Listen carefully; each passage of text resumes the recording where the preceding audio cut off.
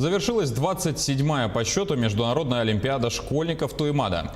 В этом году она прошла по математике и состоялась в дистанционном формате. Всего участие приняли более 100 школьников из 8 стран. Большим составом участвовали российские команды от Татарстана, Бурятии и, конечно же, Якутии.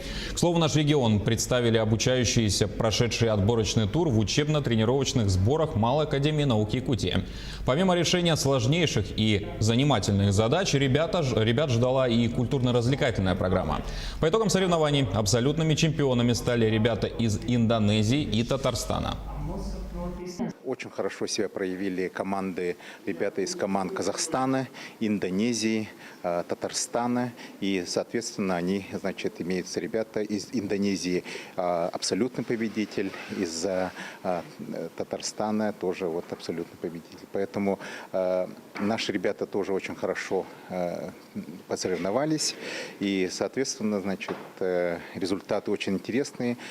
Проблемы, задачи были очень сложные в этом году, и ребята все получили большое удовольствие.